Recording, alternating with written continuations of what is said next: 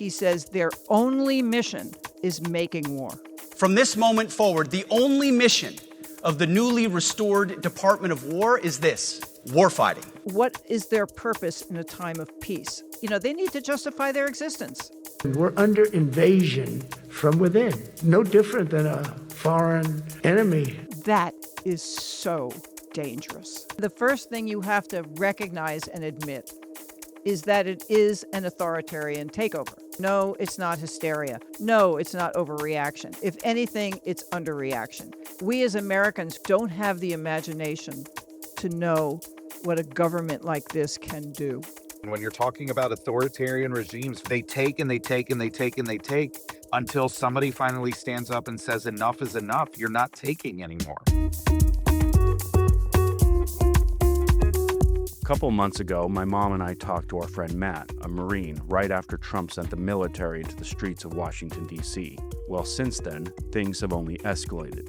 Trump has sent troops into even more cities and mused about the war from within as he threatens to invoke the Insurrection Act. And as the regime continues to blow boats out of the water off the coast of Venezuela, it now feels like America is on a war footing. So we thought we'd bring Matt back on to give us some insight. Hi, Mom. Hello, child. And hello, Matt. Hello, hello. It's been a couple months since we talked to Matt, and we needed to talk to him again because I was a little bit worried that we were being maybe even a little alarmist when we last talked, and it turns out I think we weren't nearly alarmist enough. What do you think, Matt? Yeah, I think on top of everything that we said the last time has been progressing towards being, if not actualized, steps are being taken to make what we were saying truthful. There's been other things that have come into play since then, and it seems like a continuing escalation that is kind of moving at warp speed here to bring us closer and closer to an authoritarian government and less a democratically elected government. Yeah, since we've last talked, Pete Hegseth and Trump gave their big, crazy speech to the generals. Trump has escalated his attack on the population. But before we get into all that and more, first tell us where you are right now, what you're doing. So I've been down here in Washington, D.C. with a group of veterans since August 25th. And we've been out here in the street down here at Columbus Circle Union Station in Washington, D.C. to protest the National Guard being deployed onto the streets to police and antagonize and threaten and intimidate the citizens of the country. We don't agree with it. We think it's a violation of our oath. We think it degrades the trust that the American people have in the United States military. And as veterans, we felt like we had an obligation to stand up and say something. So that's what we're doing. Amazing. All right, so lots to talk about, but I think let's back up for a second, because between the time we last talked, the Department of Defense has since been renamed. Mom, you have some thoughts about this. Get us going on this discussion about the renaming of the Department of Defense to the Department of War.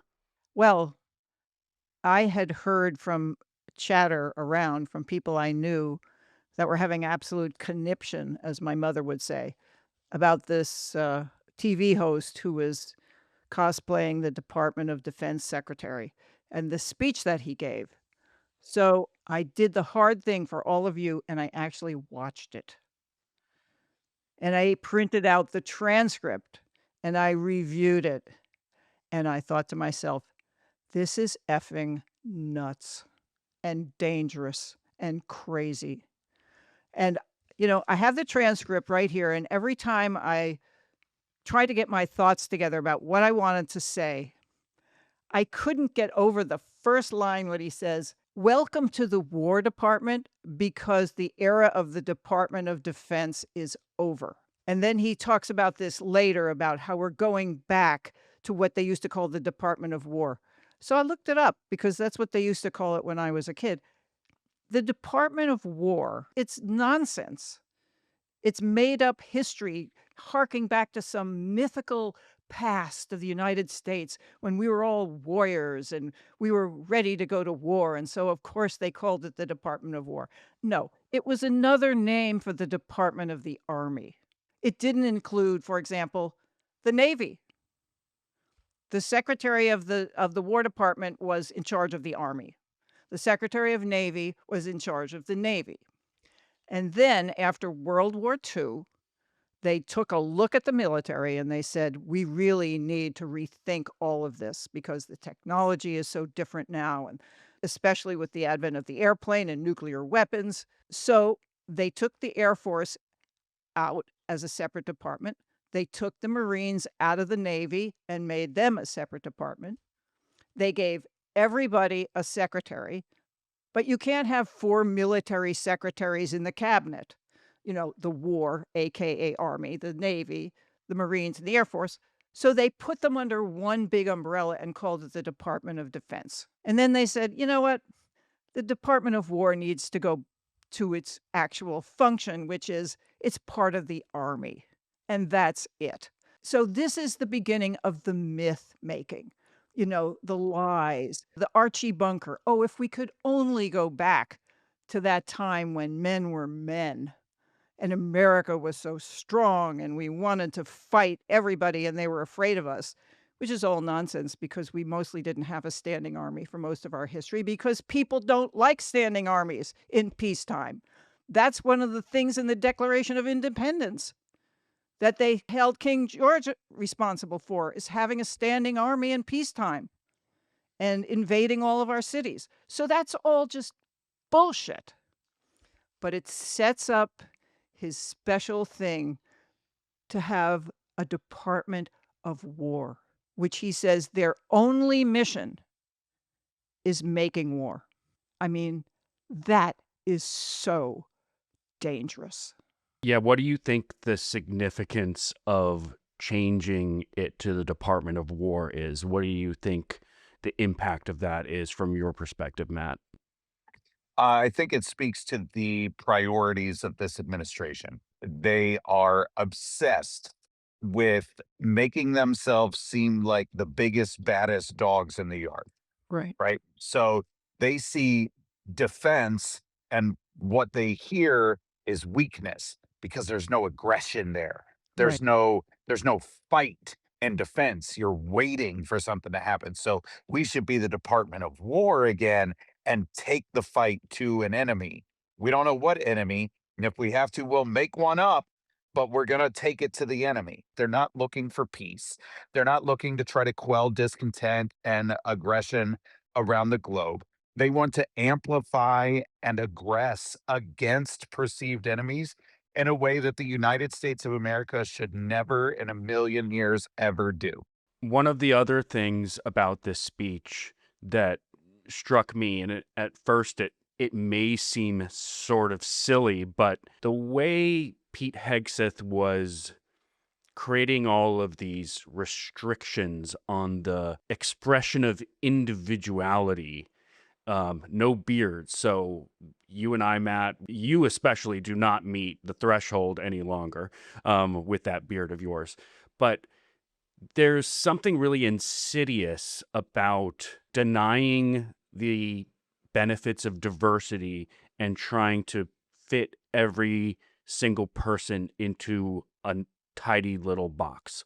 Here's what's going to really kind of blow your mind about this. The issue with beards is less about individuality and all about racism. Yeah, 100% about racism. When you're in the military, there are certain medical conditions that you could get that would give you permission to grow out a beard because of the way that growing a beard affects or shaving affects your skin on your face. They're called shaving bumps. If if you've ever gone through it, they're painful, they hurt, they bleed, and it all comes from shaving. What's crazy is that 65% of all shaving profiles in the military are held by Black service members because they are the demographic that are primarily affected by shaving bumps.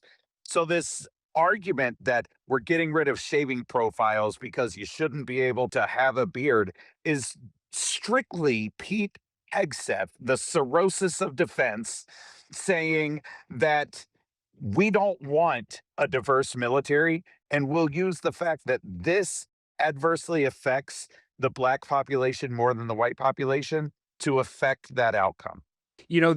Just a real side tangent here. This is what I think is actually kind of dangerous about the idea of color blindness as a virtue, is because you can use it in such a way to say, we're just talking about beards here, but really you're targeting a racial demographic.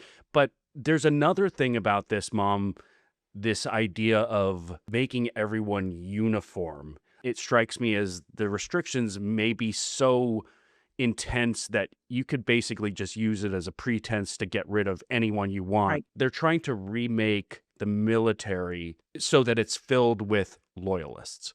Tell me what you think about this, Matt. It struck me when I read this that it's gonna be filled with people who don't have a conscience anymore.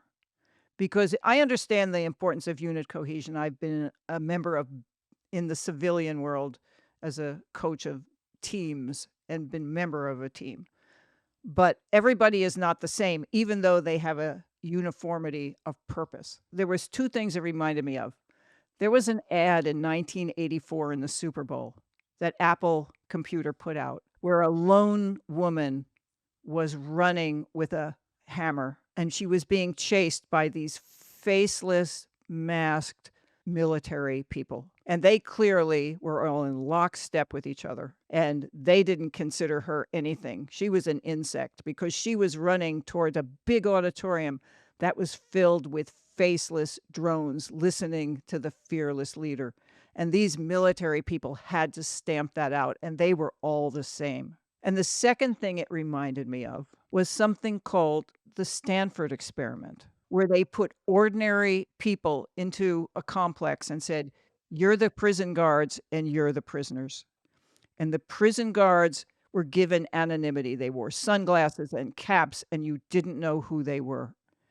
And within 24 hours, that anonymity brought out the evil that lurks in almost everybody at some level. The cruelty, the sense of power and being able to, like, beat on someone who's lower than you. And if you do that to the military, you are basically creating an army of people who do nothing but make war Mhm. and don't care who they kill, because he said the rules of engagement are now gonna be replaced by common sense, whatever the hell that is. So I wanna know what you think about that. I would say take it a step further. On top of the fact that you have a military that is now just blindly loyal to dear leader, you also have dear leader wanting to use the military against his perceived enemies within the country. Yeah. People are like, "Ah, it's conspiratorial, put your tinfoil hat on." I was like, "Yeah, it definitely sounds like that," until you start looking at the actions that he's doing in the daylights. He's not hiding it. He's not trying to be subtle about what he's Right. doing. It's very clear and plain to see that his actions are to set up a state where all power falls under the executive branch and whoever is in charge. It's the unitary executive theory. And it all comes down to a homogenous, all the same military with no diversity of thought that are blindly compliant to the state, which is antithetical to what our military is. Diversity in our military is not a weakness. Diversity in our military is what makes us the strongest military fighting force in the world. Because not only diversity in physical appearance or diversity in background, but diversity in thought, diversity in experience, diversity in education. All of these things make us a more well rounded and, to the chagrin of the fucking Department of Defense, a more lethal military. When you have people that can look at one problem and come up with 37 different solutions to the same problem that are all going to be effective in their own right. And you can come together with these differences of thought and opinion and pick the best one. That's strength. That is not weakness. And you don't get that from a military that all thinks the same. You get that from a military brought up of all different types of people: black people, white people, indigenous people, trans people, queer people, immigrants, native born citizens. Like all of that makes us a better military. And to strip away everything that does that, they show you their hand. They don't want diversity of thought. They don't want a thinking military. They want worker bees and drones that'll just go out and do what dear leader tells them. Yeah. And when we're talking about the enemies, part of this speech is Trump musing about using the military in the streets, which, of course, they're doing. You're there in Washington, D.C. right now protesting it. But I want to talk a little bit about the language that they're using to create their enemies. So, of course, they've been labeling undocumented people as drug dealers and terrorists. But that term terrorist, which all of us who lived through the Bush years knows, became a catch-all term that gave increasing power to the executive in terms of their ability to make war. But now you're using that term not just for foreign enemies using terrorism as a tactic, but you're using it first on undocumented people, but now Antifa are terrorists. Anyone who opposes this regime is now being labeled a terrorist. Stephen Miller has gone so far as to start implying that the entire apparatus that funds the opposition to Trump are complicit in terrorism. How far can this terminology go in terms of increasing their power to go after their enemies? As far as we let it, Yeah. I mean, there's no, and it's not like they hit a certain point. It's like, oh, we can't go any further. They will always take more until we tell them enough is enough. That's how it's always happened when you're talking about authoritarian regimes, fascist regimes. They take and they take and they take and they take until somebody finally stands up and says enough is enough. You're not taking anymore.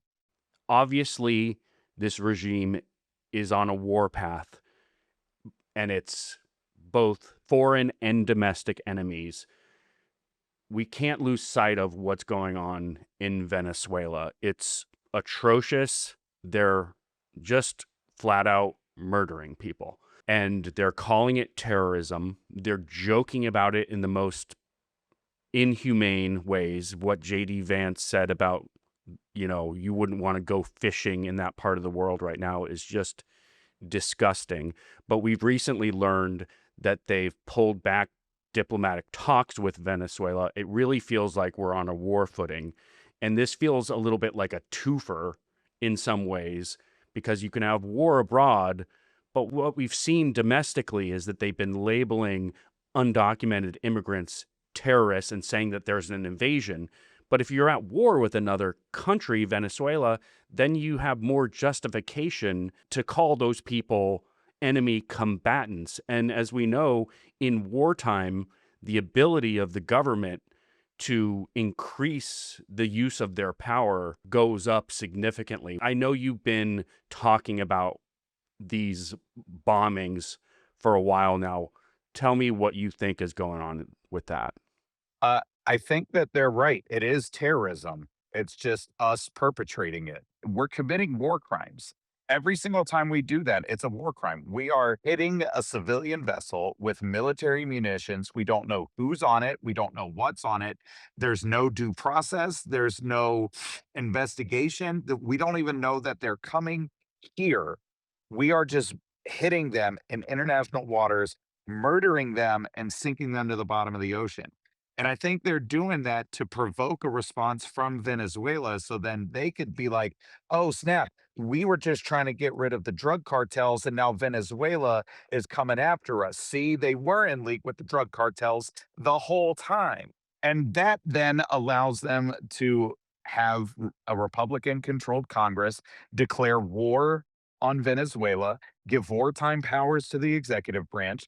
And then if you thought civil liberties were going away quick now, just wait.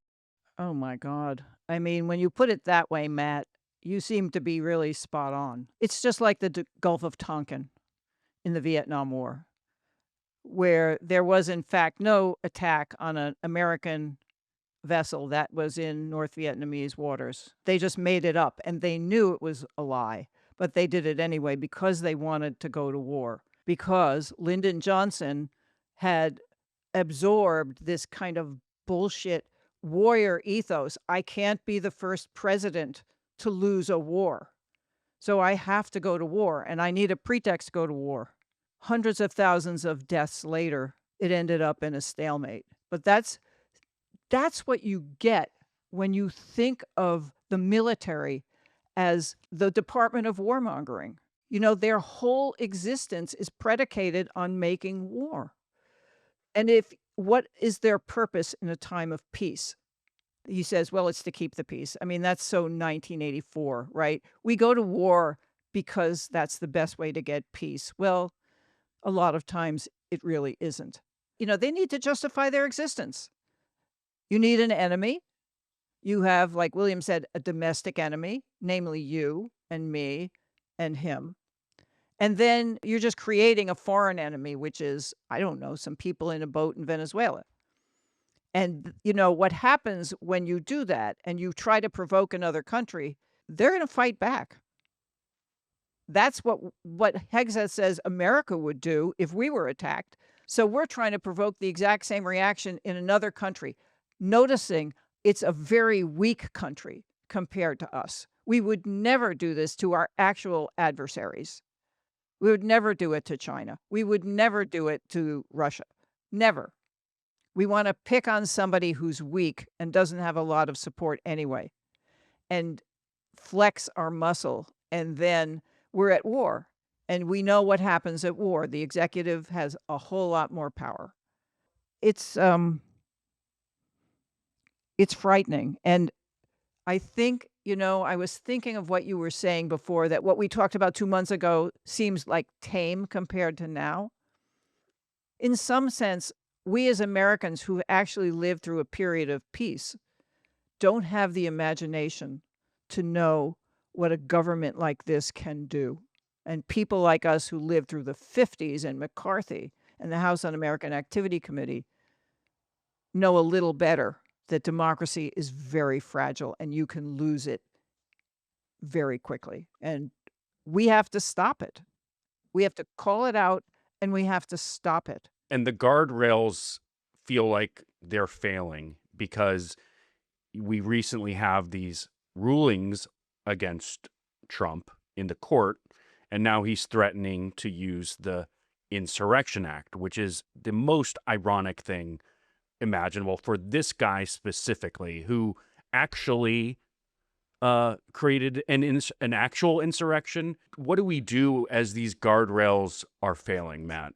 I think we very quickly realized that the guardrails only worked for as long as they did because we had individuals that were willing to adhere to the guardrails. Right.